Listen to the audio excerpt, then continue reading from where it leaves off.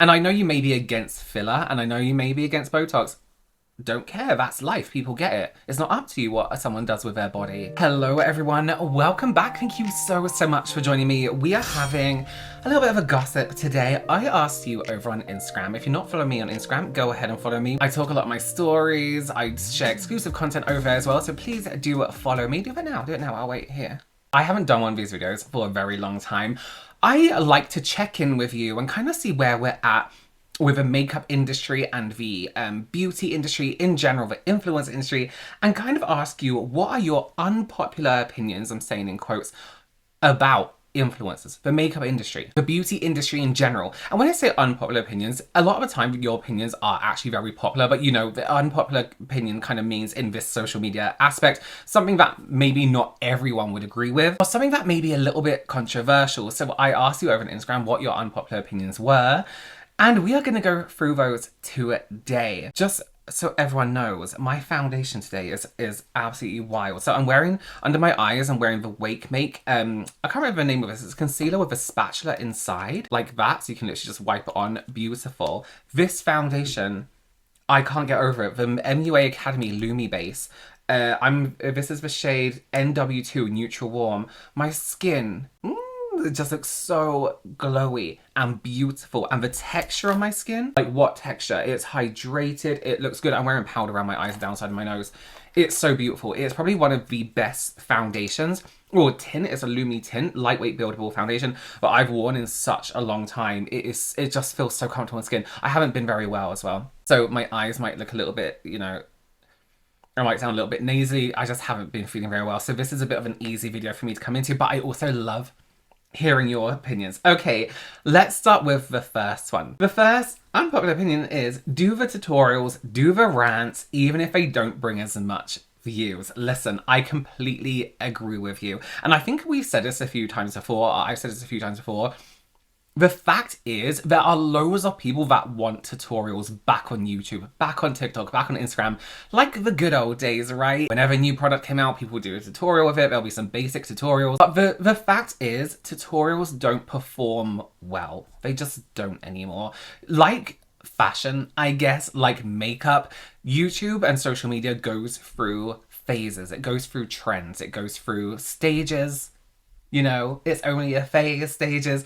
And at the moment, the trend and the phase that YouTube is in is commentary, right? Which you can still link back to makeup. I do it every Wednesday, is my like commentary days. But people are now watching things that kind of go further than the basic tutorial. Every Monday, I always do a makeup focused video, right? A tutorial, a new product review, something like that. And I save it for Mondays because I feel like it's an ease back into the week, you know?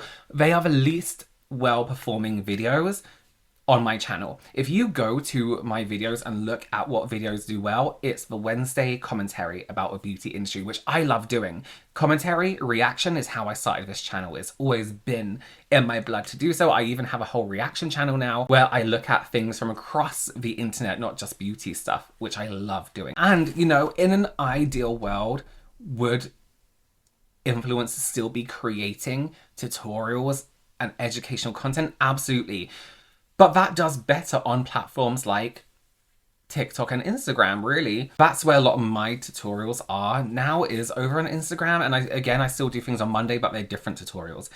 So let's hope one day the trend swings back towards educational tutorials. Showing makeup in videos with warm lighting is false advertising. Okay, some people might be a little bit like, what does that even mean? Okay, so if I make this video warmer now, everything looks better in warm lighting. Makeup looks better, skin looks better. It's that golden hour-esque, but not as intense lighting, right?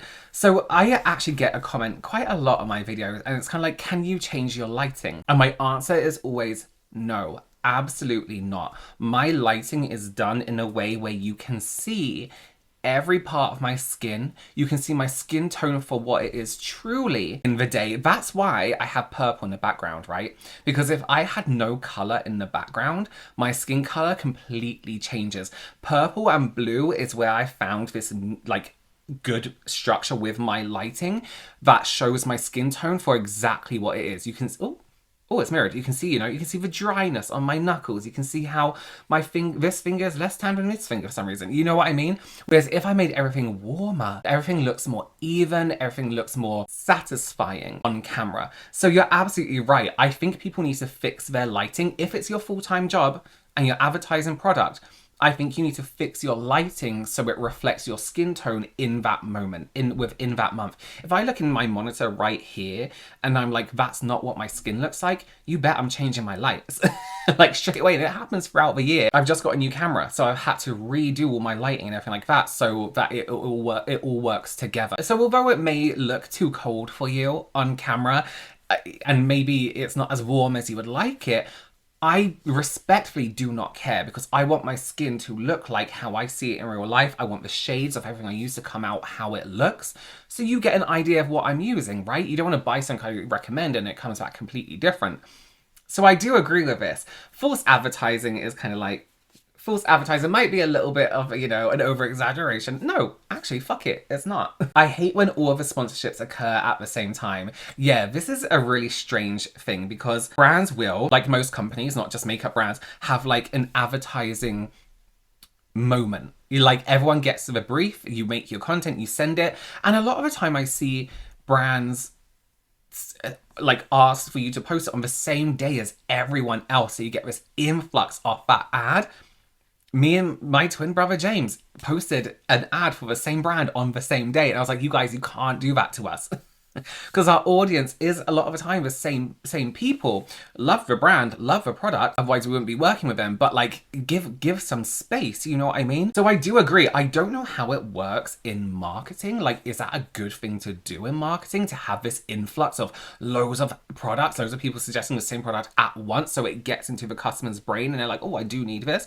Or would it be better for them to see it gradually throughout the week, month, year even, On a different note as well, sometimes influencers go through this stage of they have a lot of adverts in one month and maybe nothing the next month. And again, that's like a seasonal thing. Like Christmas, adverts everywhere. January, not so much. And it goes through stages throughout the year. So a lot of the time you will see bulks of ads in a clump. So talking about influencers, a lot of them don't apply their tips or recommendations to people with different skin types and ages. I think that's that's true, because I feel like if you're not a professional makeup artist, if you've never had experience, and by professional makeup artist, I mean somebody who has worked on clients, if you haven't had experience applying makeup to other people, not just one time, not just a week is enough experience, you know what I mean? I think that's why makeup artists make really good influencers, or content creators we go over now. It's the same thing. Because we have an idea of who could like a product and who it's not for, because nothing is majorly new in makeup, right? You can have a foundation that is a certain formula, a certain texture, an eye pencil that is a certain formula, a certain texture, and more than likely, if you have been doing makeup for a long time, you have used something similar in your experience, so you know how it's going to work on people of different skin types, tones, and textures.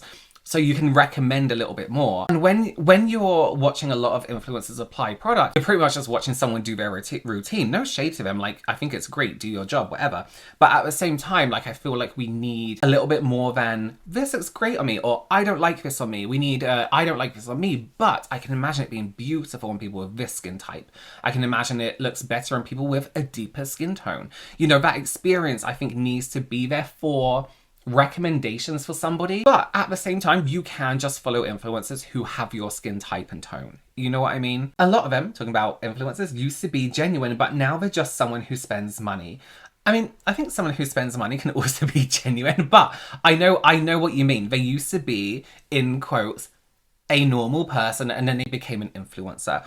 And I think what we stereotype as an influencer is somebody who sits in their walk-in wardrobe, shows all the bags they have, all the designer bags. Whoopsie, I spent $3,000 today. And it's like, that's ridiculous. That's unnatural and unreal. Maybe it's because I'm English, but I feel like English have this thing where I feel like the English, and maybe the rest of the UK, have this thing where we don't like to talk about money. So we don't show what we have. We don't show what we bought. We don't talk about how much we get paid, how much something costs us. It's considered quite rude. Well, I grew up in England anyway. it's considered quite rude. So when I see like a lot of influencers go online and talk about what they have, they're showing off their houses, all this kind of stuff, I get it as entertainment for some people, but it does make me cringe a little bit as well. But listen, can I just say something? So when you're an influencer, this is the UK and the US, at some point for tax reasons, you have to become a registered business, right? Which means you can start making business expenses. If I'm an influencer with my own business, which I am, but if I go out and buy loads of designer bags, guess what those designer bags are? They're a business expense because I'm going to make content out of them. So sometimes when you see people making content that's maybe a little bit different because maybe they're a beauty influencer but they're suddenly showing you their designer shoes or they're suddenly showing you their design bags. Sorry, I just had to take a phone call, two phone calls, so I forgot what point I was making. However, I do think it is out of touch to show people how you're spending the money they made you. You know what I mean? Like the people watching our content and consuming our content here on YouTube is how we get paid. Even if you're on a platform where you rely on brand sponsorships, you only have those brand sponsorships because people watch your content. So to me, it's like showing like, I don't know, pretend this mirror costs like $1 million or whatever. Guys, look at this thing that you all bought me, you know, with your money, and look how different I am to you. Like, it's just really, really strange to me. And some people may say, yeah, you know, influencers work hard, they work for their money, they do. But it doesn't mean you have to be, like, out of touch and weird. Being an influencer is also, part of being an influencer is also being aware and self-aware, you know, otherwise people see it. Makeup influencers shouldn't receive so much PR. I think real people, in quotes, should get it instead. This is a subject I address a lot because I disagree, and let me tell you why. And this isn't me saying, oh, influencers deserve all the PR they get, they should be sent things daily. I disagree because I think about this from, okay, in an ideal world, would it be great if a brand randomly sent someone, you know, a loyal customer, a huge PR pack? Absolutely love that. I think that'd be great. Take them on a brand trip, get rewarded. The people spending the actual money get rewarded for it, yes. But we're putting our non-empathetic businessman brain on and thinking about how this would really work for a company, for a brand. There's no profit to this, right? And I'm going to say this the same for makeup artists, working makeup artists who maybe don't focus on social media, because they will often say the same thing. They see influencers get sent this wide range of foundations. And they're like, they should send that to working makeup artists because we're like a great advert for them. But the truth is, PR packages cost a lot of money for a company to make. They have it in their budget, that's fine, they budget for it. They would be losing money if they sent PR packages to, in quotes, regular people and regular makeup artists, because the audience that is going to see this PR package, even just in an Instagram story, is going to be much, much, much more. We're talking thousands more, tens of thousands, hundreds of thousands more than one person receiving this PR package and maybe having 100 or 1,000 people see it. So although it would be nice to have a brand do this ever so often, to constantly do it would be detrimental to the brand's budget. Factually, that's just fact. Again, in an ideal world, would it be really great if this did happen? If you know, a brand sent makeup artists their full range of foundations, because they're the ones who are actually going to use the full range, right? But I hope other influencers use their PR correctly. PR comes with a sheet, all the information about the products, what they do, how, you know, why they're good, why you might love them. And I hope they are donating what they don't use. When I get a big package and it's full of foundations and the shade, and I'm not going to use every single shade, I still have working makeup artist friends who work daily as makeup artists. I give them the foundations because they're going to use them up. You know what I mean? I pick the ones that I know I'm going to be in winter. I pick the ones I know I'm going to be in summer. Keep those, and the rest I either donate. Depending on the ingredients and the packaging, some places don't allow you to donate certain things. So what I can't donate goes to makeup artists, people who are actually going to use it. So in an ideal world, that would be great. But it's not going to happen to a point where PR only gets sent out to real people, because there's no benefit to that. Other than people maybe be like, oh my God, they send out PR to normal people, maybe I'll start buying from the company. But why do that when they can send PR to somebody who has millions and millions and millions and millions of followers, and hundreds of thousands of people are going to see it? I know. So this person doesn't like it when the camera cuts away instead of speeding up the process. Like, I don't know if you're faking or lying about it. I get what you mean. A lot of times the camera cuts away and something completely changes and you can kind of see like an obvious difference. There are some things that I cut away from when I'm doing my makeup. Like, you don't see me do eyebrows on camera anymore because it's very basic and I feel like everyone knows how to do their own eyebrows and has their own personal taste. Also, my eyebrows are very different to a lot of people. Not everyone has a scar, so I don't find it beneficial to show you all how I do this eyebrow, you know what I mean? But I get what you're saying. I get what you're saying, but yeah. Yeah, I don't know what to say about that. They put too much makeup on. Too much makeup is personal preference. But I do think a lot of people put on an unrealistic amount of makeup that looks terrible in real life. So I have nothing against full coverage makeup. There's a way to do full coverage and have it look amazing. But there is definitely an influencer way of doing their makeup that looks great on camera, but not great in real life. So I slightly agree with this, where I don't think there's anything wrong with wearing as much makeup as you like. Just do it right. Do it correctly, build up those layers correctly, and you're good, you know what I mean? I don't believe a product is a new staple if I only ever see it once. I disagree. Let me tell you why I disagree. And this isn't me saying, I do think influencers lie, by the way. Not all of them, not all of them. And we shouldn't be following those influencers who we think are lying to us, right? Don't give them a platform. But for example, let's say this, for example. This is my second bottle of this. I'm already a quarter of the way down. This is from the brand Yepeter. And this is their Skinject Effect serum with Riedel. Sorry, my eyes are getting so warm. You know when you're sick and your eyes get warm. Okay, so this was sent to me 2 months before I did an ad with this product, right? I was using this because it wasn't released yet.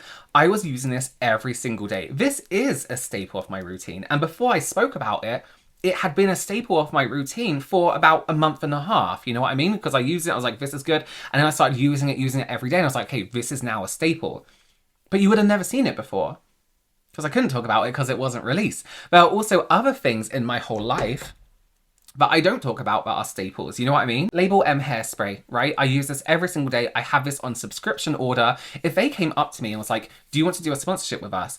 I'd be like, absolutely, I use your product every single day and I love it. You would have never seen it before, but it is a staple. So although I get what you mean, there are plenty of things in a routine that are staples that you may never see on camera, because maybe we just haven't had the time to talk about it. Maybe it doesn't fit in with our genre. But also a lot of time influencers use loads of different products. I have about 3 toners, which I think are staples in my routine. So it really does depend. Totally get what you're saying though. I don't think influencers, not every single one. I know a lot of influencers are also truthful, but I don't think influencers have earned the trust of people as a whole, you know what I mean? If we're talking about them as a bundle of people. But there's loads of stuff I may have only mentioned on the video once that is a staple. My LED mask, I use it every single day. It's in a basket of all my LED things. I have a neck and chest one, I have a hand one, which you've never seen, but I use this one. And I did an ad with them once. I don't think I've spoken about it since. I think I've mentioned it on my podcast. I think I've mentioned it on a live stream, but it's still a staple. So I totally get what you mean, but let's only follow the influencers we trust, right? If somebody says, I use this, and you're like, no, you don't trust them. So don't give them a platform. All influencers started talking the same way for me. I mostly watch you because you talk like a human. Thank you. Yeah. So influencers do this whole thing. This is one of my favorite micellar waters from the brand Then I Met. Can it remove this waterproof lipstick? Let's see. And it's like, okay, but okay. But you know what? I think that cadence comes from trying to keep people's attention and the retention of a video. I really don't like it. It's very prominent on TikTok. Okay, I hate that you all use brushes with foundation. I'm so sorry. I'm a sponge girl for life. That's okay. And that's even after using all y'all's tutorials on brushes with foundation. Oily girl. That's fine. I mean, artists a lot of time use brushes. Sometimes they use disposable sponges. You do you. Whatever makes you don't have to use the same thing an influencer uses. If you've tried it and you don't like it, that's fine too. I personally don't like sponges. It doesn't mean I hate the way other people do it. That's okay. You don't have to like the same technique. You also don't have to do the same technique, right? I think professionals use brushes because it's hygienic. But also, you know, you get nail with your fingers, you use a sponge, okay? Totally up to you. Totally up to you. They will never share their true story and how they manage their life and how they got management. Oh, I would if that was interesting to people. How they manage their life. I think that's a difficult question because I don't feel like I do. One day at a time, still struggling. You know what I mean? And how they got management. My management approached me. I think management reach out to a lot of people, but people do create their own press kits as well, so you can go online and see what a press kit is for your thing. I think that's sad. I would love to share it if that's something people were interested in. Okay, different one. So many influencers have lip filler. I want to see what lip products look like on normal or thin lips.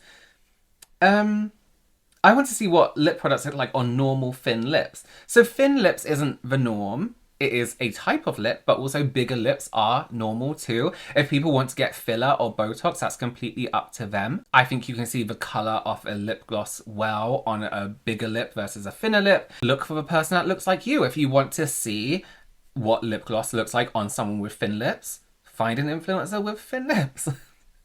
You know what I mean? If you don't like the way someone looks, it's not up to you how they look at all. But if you don't like the way someone looks, don't follow them. If you can't relate and it affects you to that point, don't follow them. Don't hate on that person for having lip filler because it's not what your lips look like.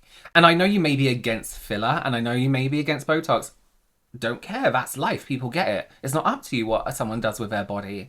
You know what I mean? But don't hold it against anyone for having lip filler and you not relating to that. There are other people online too. I follow loads of influencers with thin lips, big lips, medium lips. You know, what is normal? What is normal lips? You know what I mean? If you don't like enhancements, then don't follow those influencers that do have enhancements. No content for us mature-ish ladies who just want to help navigate skin changes. Listen, is it the most popular thing online that brands shout about and people advertise? Absolutely not. There's definitely, in the beauty industry, there's ageism, ableism, sexism, even though it's most of the time aimed at women, homophobia. Everything exists in the beauty industry, even in an industry that you think would do things quite well. I actually do follow many mature influencers, incredible, and their advice isn't good just for people with mature skin. Yes, they do talk about that as well, and I follow them because as a makeup artist, I still like to learn things. You know, I feel like we should constantly be learning from each other, otherwise your job becomes boring. You can't possibly think you know everything. You need to keep learning. So listen, they are absolutely out there. Unfortunately, you need to hunt for them because no company or brand is really pushing them out. But there are some great people out there who have really great advice. Sorry, I have such an itchy wrist. I don't know what it is. My hands have been so dry. That talk about, you know, changes in the skin, changes in life in general, and how to change your skincare and your makeup routine going through that. Okay, I would love to know your opinions down below. Do you still have a kind of hatred for influencers? Here's something I would recommend. If there's anybody online who fills you with rage, so much so that you kind of hate influencers because of it, block them, delete them out of your life.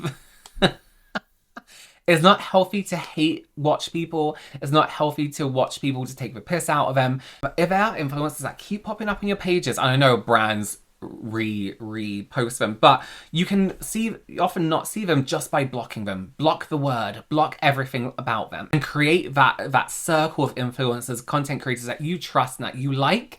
And that is more of a healthier space when you're consuming content. You know what I mean? That's just how I feel. That's what I do a lot of the time. I mute a lot of people. All right, thank you so much again for joining me. Please do subscribe if you haven't already. Give this video a thumbs up. Let me know your unpopular and quotes opinions down below, and maybe we'll do another one of these. I'll see you very, very soon.